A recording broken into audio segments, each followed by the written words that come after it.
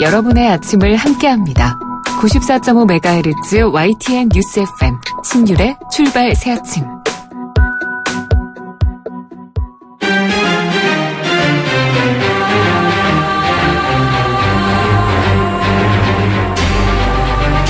매일 아침을 뉴스로 깨웁니다.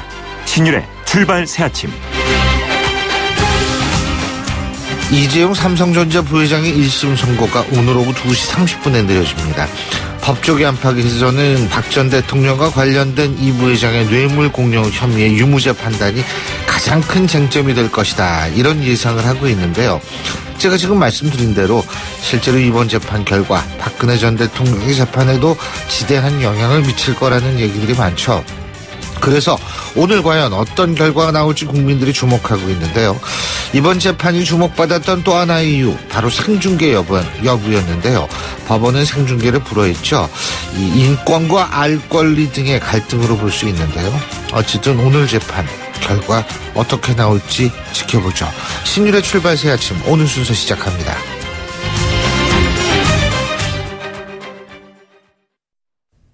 YTN 라디오 신율의 출발 새 아침. 예, 지금까지 들어온 뉴스 정리해 보겠습니다. 백병규 시사평론가 스튜디오에 나와 계십니다. 어서 오십시오. 안녕하십니까. 예, 제가 지금 방금 말씀드린 대로 지금 신문들은 세기의 재판이다 이런 그 제목들을 달고 있는데요. 이재용 삼성전자 부회장의 뇌물 사건 1심 판결 있지 않습니까? 그렇습니다. 예.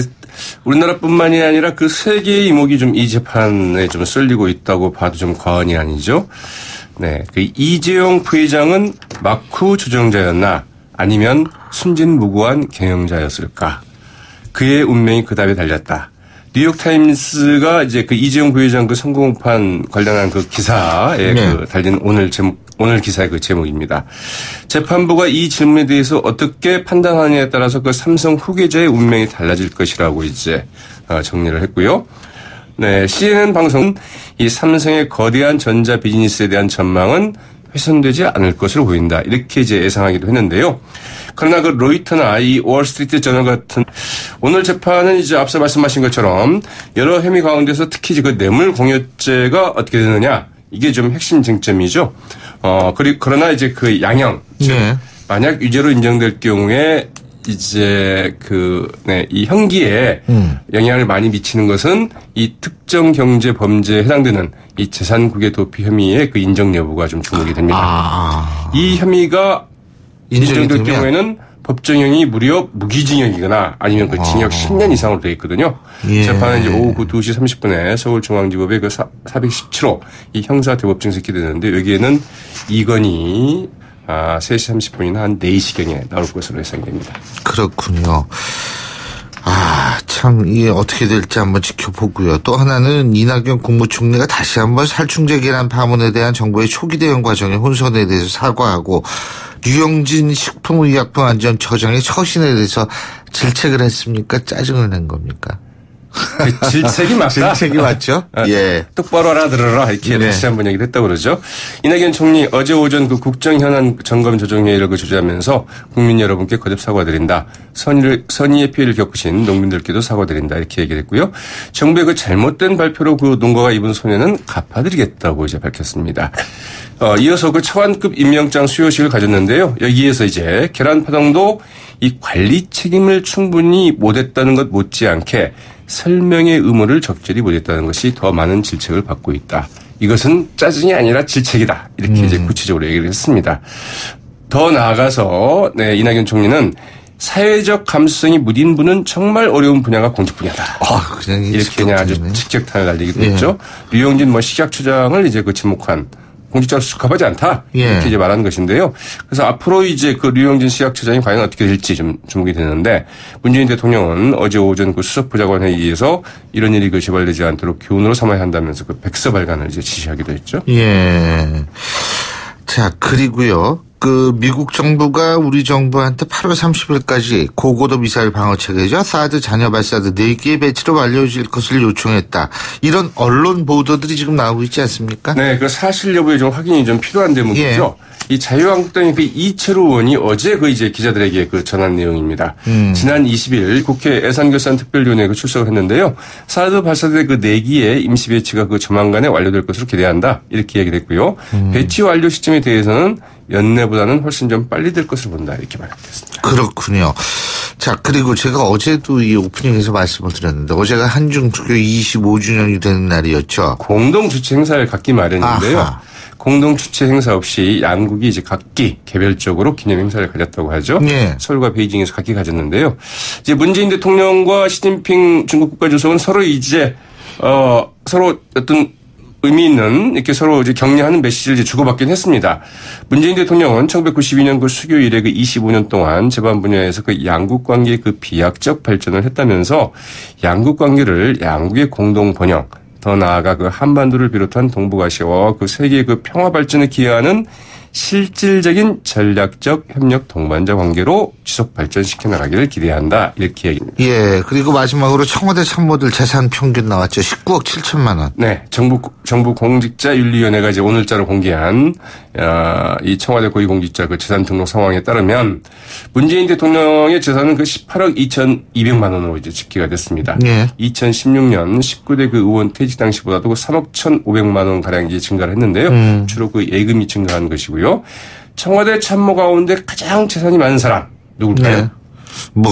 모르죠. 네, 장하성 그 정책실장이었습니다. 얼마예요? 93억 1천만 재산을 신고를 했고요. 이건 부자네. 그 다음은 조국 민정수석 49억 8천만 원을 신고했습니다. 이 두 사람 다 그래도 교수 출신이잖아요, 그죠? 그렇죠. 저기 교수님도 교수잖아요.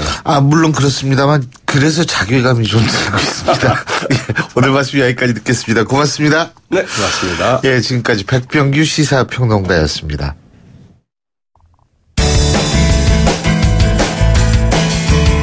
여러분은 지금 FM 94.5MHz로 방송되고 있는 신율의 출발 새 아침을 듣고 계십니다.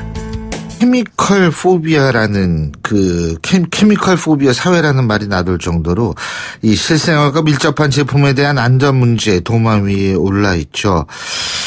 저도 사실 이 두 딸아이를 가진 부모입니다만 특히 여성용품이 생리대에서 발암물질이 발견되면서 여성들의 전화 연결해서 직접 입장 들어보겠습니다. 김 의원님 안녕하세요. 네, 안녕하세요. 수고하십니다. 예. 네. 자, 이게요.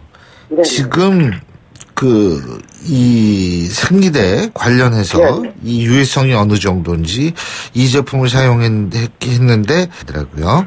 예. 네. 많이들 사용하셨다고요? 예. 이 생리대 사용했던 모양인데, 네네. 이 좀 황당한 것이 이 생리대 화학물질의 유해성이 아직 공식적으로 입증되지 않았다고 하죠? 네, 그렇습니다.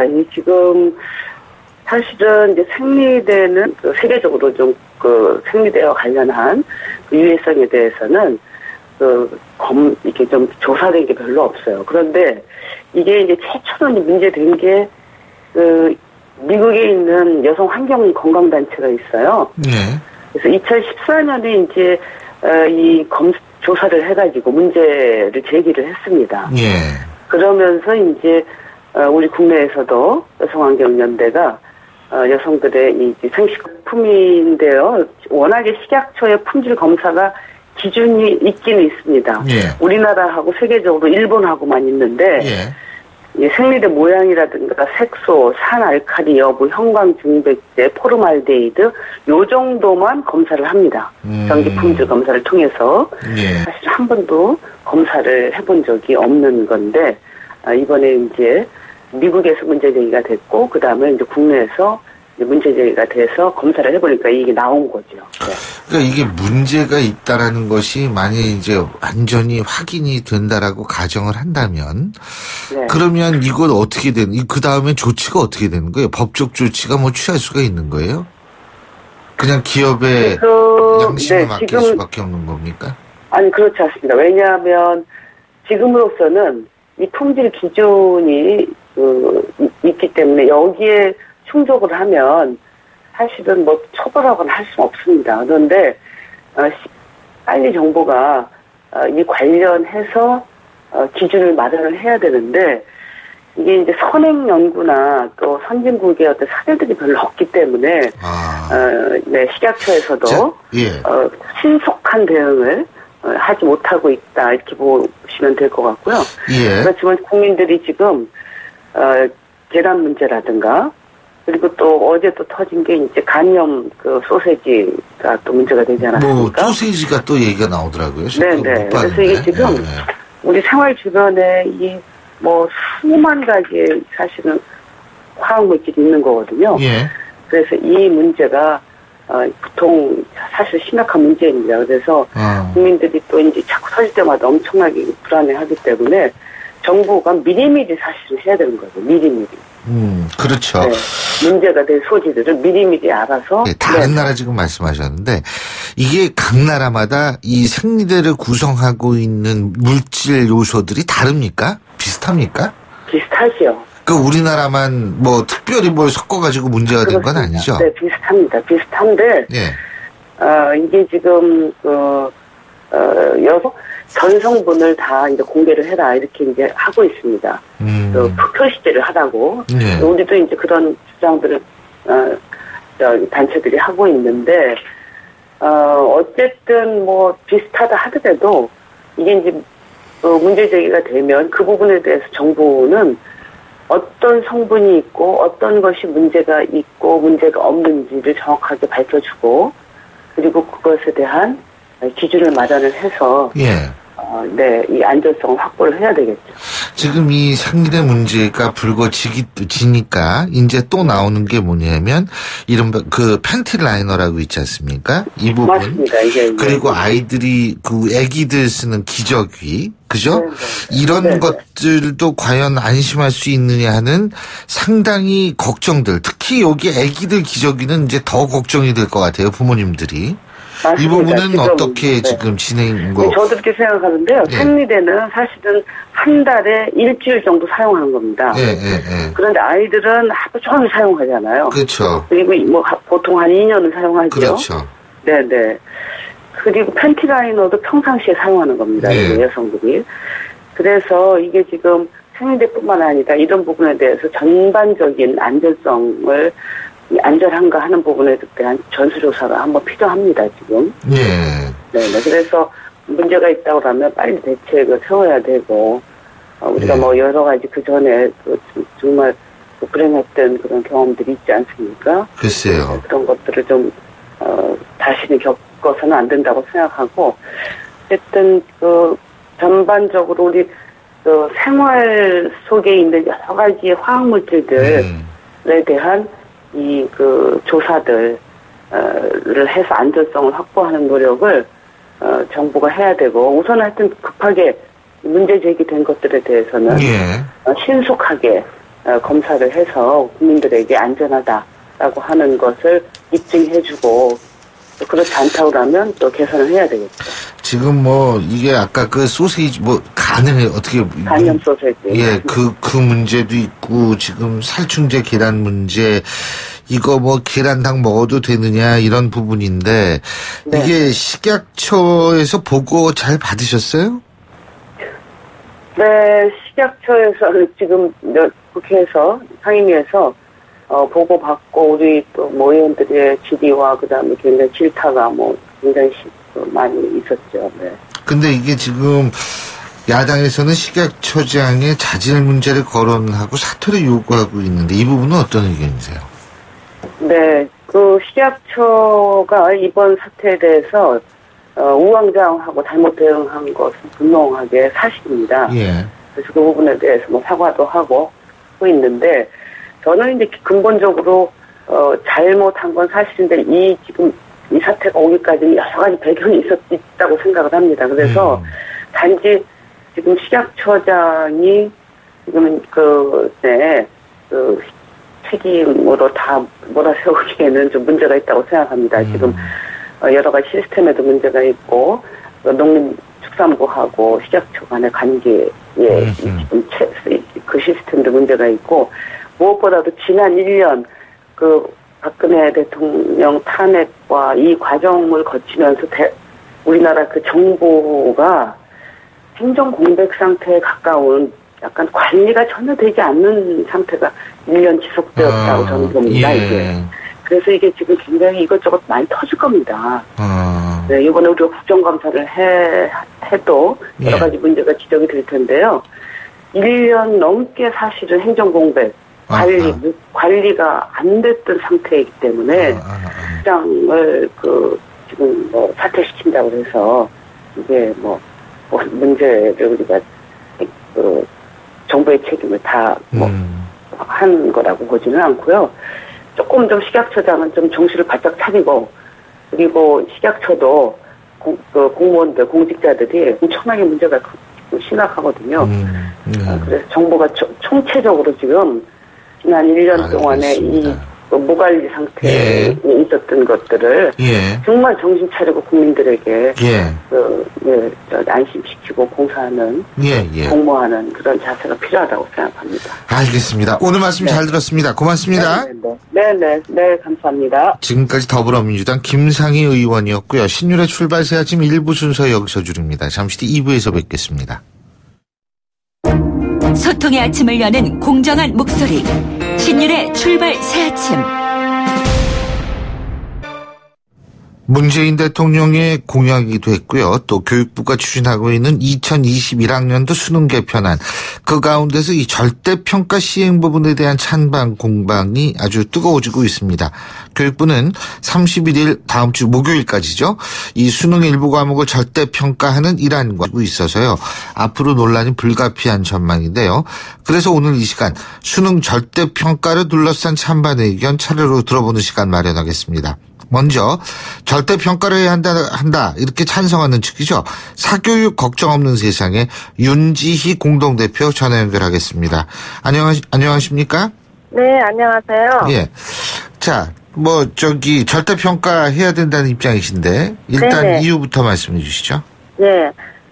현재 중3 학생이 대입을 치르는 2021학년도 지금 수능 제도를 바꾸게 된 계기가 있어요. 예. 그것은 중3 학생들이 내년 고1부터 배우는 과정은 지금 고등학생들이 배우는 과정과는 다른 교육 과정으로 배우게 되어요. 예. 그러니까 그에 따라서 자연히 이제 수능도 바뀌어야 하기 때문에 지금 개편안을 내놓는 것인데요. 예. 이제 이 개정된 교육 과정의 목표가 무엇이냐, 예. 그 목표를 달성할 수 있는 수능 제도를 만들어야 해서 촘촘한 변별을 하기 위해서 하는 평가 방식이에요. 그러니까 다양한 수업이나 이런 창의력, 사고력을 키우는 공부를 할 수가 없게 되는 것입니다. 그러니까 개정된 교육과정이 이 다양한 수업 혁신을 목표로 하고 또 창의 융합적인 인재 양성에 목표를 두었다면 그에 짝이 맞는 수능 제도가 고안이 되어야 하는 것이고 그것이 바로 절대평가입니다. 예. 네. 자, 그 절대평가 그래가지고 그 전부 절대평가해야 된다. 전 과목 절대평가를 하지 않으면 예. 이제 지금 영어와 이제 한국사 이런 것은 절대평가를 이미 이제 시작을 했던 거고요. 예. 예, 그리고 이제 국어와 수학 탐구 과목을 상대평가로 이제 하는 안을 이제 또 교육부가 내놓았는데, 예, 이렇게 이제 일부 과목을 상대평가하고 또 일부 과목을 절대평가하게 되면 대학들은 이제 변별을 하기 위해서 상대평가하는 과목의 비중을 높이게 되어 있죠. 이미 영어 과목이 2018학년도부터 절대평가를 한다고 하니까 영어 과목의 반영률을 낮추는 그런 전형을 시행하고 있거든요. 예. 그러니까 이제 국어와 수학 탐구 과목을 상대평가하게 되면 대학들은 이제 이들 과목에서 변별력을 보려고 할 것이고 결국 그 과목으로 쏠림 현상이 일어나고요. 사교육 시장에서는 그래서 이미 이에 대한 마케팅이 시작되었습니다. 예. 근데 무엇보다 이제 변별을 정확히 하기 위해서 이제 수능은 오지선다 객관식 시험을 지속하게 될 것이고요. 또 학교의 수업이나 또 학생의 공부는 문제풀이 공부를 반복하게, 예, 계속하게 되겠죠. 그리고 이제 또 하나 상대평가 결정적인 문제는 이제 고등학교 단계에서는 학생들이 자신의 진로 적성에 따라서 이제 공부하고 싶은 과목을 선택하게 하는 것인데요. 상대평가에서는 과목을 자유롭게 선택할 수가 없거든요.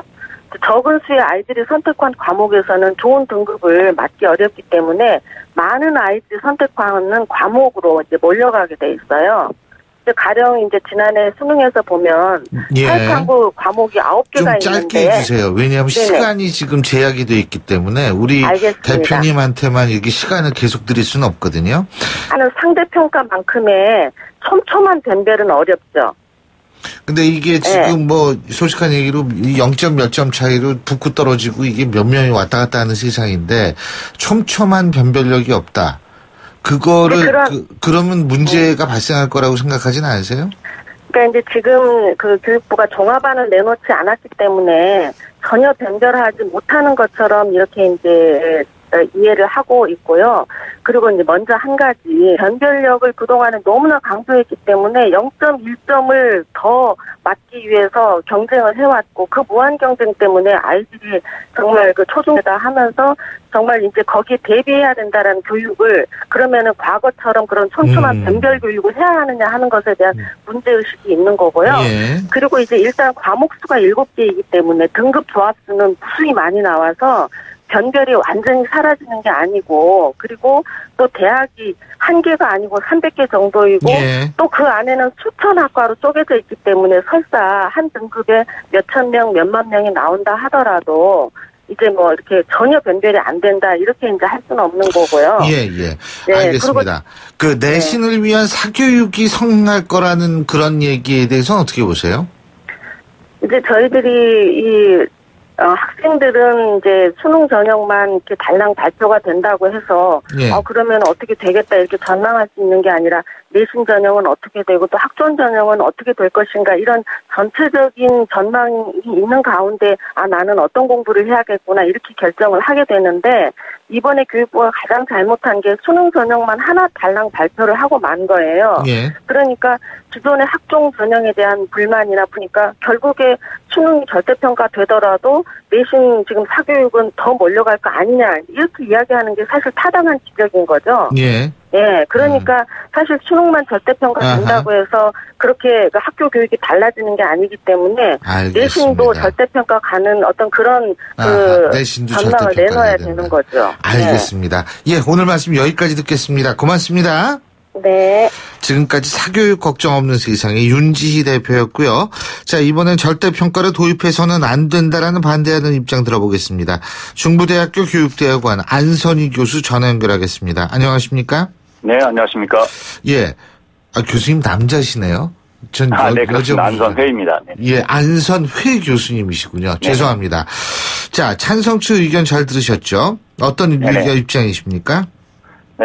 우리 교육 문제를 걱정하고 개선을 모색하는 것은 의도는 똑같지 않겠습니까? 그런데 이제 결과가 다르지요.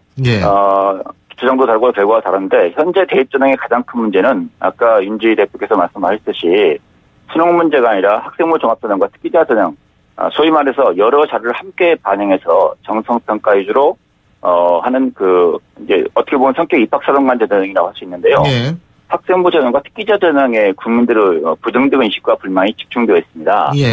아까도 이제 말씀하셨지만 이 문제를 그대로 두고 수능 절대평가 등급제를 전면화하면 수능 정시 전형은 무력화되고 학생부 종합전형이 확대되면서 이 문제가 더 심해지지 않겠습니까? 그러니까 대안이 명확하지 않은 상태에서 오히려 문제점을 더 심각하게 더 만들기 때문에 절대평가 1, 2안 모두를 반대하는 겁니다. 근데 절대평가가 지금 이 경쟁을 좀 절대평가를 하면은 이게 완화된다는데 그런 얘기는 맞는 거 아닌가요? 경쟁하면 절대평가를 완화된다. 자, 그럼 보십시오. 2007년. 절대평가하면 경쟁이 완화된다는 말씀입니다. 2008학년도 그 대입제도에서, 상대평가 등급제를 도입했습니다. 4%까지 1등급이고 12%까지 2등급이었죠. 그래서 어떻게 됐습니까? 경쟁이. 예를 들면, 수능 점수는 수능 부담은 완화되지 않고, 내신 부담과 논술 부담이 증가해서, 조금의 트라이앵글을 가져오지 않았습니까? 그렇기 때문에, 예를 들면, 등급제로 한다 하더라도, 예를 들면 99점과 90점, 전부 1등급이라고 한다면, 만약에 내가 얻은 점수가 90점과 89.9 사이에 위치한다고 한다면, 내 점수에서 등급이 바뀌어버리지 않습니까? 그러니까, 이 부담이 완화된다는 것도 오히려 사실과 다르고요. 만약에 다만 어디에 적용하면, 내신에 적용한다면 그 부담을 안 하게 될 수가 있습니다. 지금 현재 내신 문제가 아주 크게 그 경쟁과 사교육을 유발하는 부작용을 가져오지 않습니까? 가져오지 않습니까?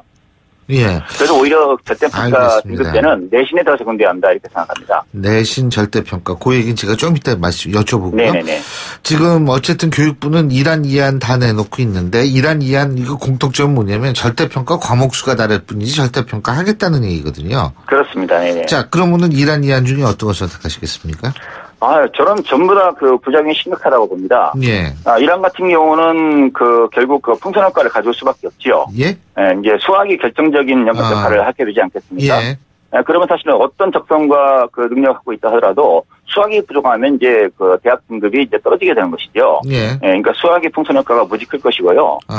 그 다음에 그 2안은 그 전반적인 절대평가 등급제이기 때문에 수능을 거의 무력화시키게 되고 아까 그 전반적인 변별을 줄여야 된다고 했는데 대학은 합격 불합격을 판별하려고 한다면 결국은 무엇인가로 변별을 해야 됩니다. 그렇다고 한다면 이제 수능의 변별력이 없다고 한다면 논술을 도입하든가 아니면 논술을 금지한다면 또 내신을 도입하든가 면접을 하지 않겠습니까? 예. 그럼 거기에 관한 문제가 또 발생하는 것이지요. 그렇기 때문에 저는 1, 2안 전부 다 반대하고 아예 절대평가 등급 때는 수능에 적용하지 않는 게 맞다 이렇게 생각하고요. 예. 오히려 내신에 적용하는 게 맞고요. 그다음에 또 하나 중요한 문제가 사람들이 관심을 안 가지고 있는데 통합사회와 통합과학을 한 과목으로 시험을 치른다는 거 아닙니까? 세상에 어느 나라가 통합사회와 통합과학 그 범위도 무지 큰데 이걸 한 과목으로 치는 나라가 세상에 어디 있습니까? 이건 기형 중에서 기형은 해외한 시험이고요. 예. 너무 포괄적이기 때문에 학생 부담도 증가시키고 학력비도 늘리고 학생들이 오히려 획일적인 교육을 강요하게 되기 때문에 다양한 적성, 잠재력, 진로 교육을 오히려 억압하는 결과를 가지고 있죠. 제가 말씀드리겠습니다. 원래 대학 수학능력 시험과 논술이 도입된 취지가 논리적, 비판적, 창의적 사고 능력을 함양하기 위한 것이죠. 그런데 그것이 사실 학교에서 대비가 안 되고 있습니다. 대학별 논술 교육은 학교에서 거의 포기하다시피 하고 있고요. 사실상 일부 학교는 대비를 하고 있지만 일부 학교는 또 수능 대비도 사실 부족한 것이 현실입니다. 그렇다고 내신으로 돌아가면 그게 가능하느냐. 사실 다 아시다시피 모든 참고서가 수능 대비 문제와 내신 대비 문제가 있는데 내신 대비 문제가 더 지식 중심적입니다. 더 저급하고요. 그러면 실제로 그 학생부 내신 중심으로 간다고 한다면 일부 교사들은 사고력 중심하겠지만 오히려 다른 교사들은 오히려 사고력 중심이 아니라 여전히 지식 중심의 내신 평가와 교육을 계속 유지하는 문제가 개선될 가능성이 없습니다. 그래서 오히려 교육은 정상화되지 않고 오히려 사고력 향상을 위한 교육이 오히려 더 어려워질 것이다 이렇게 걱정하는 거죠. 자, 지금 윤지 대표와 안선회 교수님이 각각 이 절대평가에 대해서 찬성 반대를 하시는 입장 아니겠어요? 근데 왜 교육부는 내신 절대평가를 먼저 얘기를 하고 해야지 왜 수능 절대평가를 얘기를 할까요? 그 부분은 어떻게 보세요? 지금 사실은 이제 이번 대선이 문제였죠. 대선이 예기치 않게 실시가 된 거 아니겠습니까? 그런데 시한 내 2021학년도 교육과정이 바뀌었기 때문에 시한 내 수능 개편을 발표했어야 됐어요. 근데 수능 개편안이기 때문에 여기다가 이제 공약에 들어갔던 수능 절대평가 이 방안을 그냥 무조건 먼저 집어넣은 거죠. 그러니까 사실은 이제 졸속 준비였다는 얘기죠. 사실 장관이 취임한 지 한 달 정도밖에 안 돼가지고 이 방안이 나왔지 않습니까? 소위 말해서 수능 개선 위원회라고 하는 것은 이건 박근혜 정부에서 만들어진 겁니다. 자문위도 마찬가지고요. 그래서 이 박근혜 정부에서 수능 개선위라고 하는 것은 다른 과목의 절대평가 등급제는 아예 고려도 안 했어요. 갑자기 이 정부 들어와서 거기다가 뭘 집어넣은 것이냐라고 한다면 수능 절대평가 등급제를 집어넣은 거죠. 그래서 이 혼란이 발생한 거고요. 그 다음에 최근 들어와서 이제 아까 말씀드린 통합사회와 통합과학을 한 과목으로 이렇게 통합시켜서 시험을 치르는 해결한 이 수능 개편이 나오게 된 거죠. 문이과 구분 안 한다 이 말씀이시죠? 그렇습니다. 그런데 원래 2015 개정 교육 과정이 융합형 인재를 지향하지만 획일적 교육을 지향하는 거 아니지 않습니까? 문재인 정부는 공통 과목을 줄이고 선택 과목을 증가시킨다고 했는데 수능이 사실 외국어는 별도로 치고더라도 한국 한 과목 빼고는 전부 다 사실상 공통 과목 아닙니까? 그러면 이걸 절대평가 등급하면 이걸 전체를 또 반영해야 변별이 조금이라도 더 생기지 않아요. 그러면 이게 다 교육이 획일적 교육이 돼버린단 말이죠. 아이들의 적성, 잠재력, 능력, 그다음에 진로 정성을 어떻게 개발하냐고요. 다 죽어버립니다. 알겠습니다. 자, 오늘 말씀은 시간 관계상 여기까지 듣겠습니다. 고맙습니다, 교수님. 네, 고맙습니다. 예, 지금까지 중부대학교 교육대학원 안선회 교수였습니다. 신율의 출발 새 아침 2부 순서 여기서 드립니다. 전 8시 10분 3부에서 뵙죠.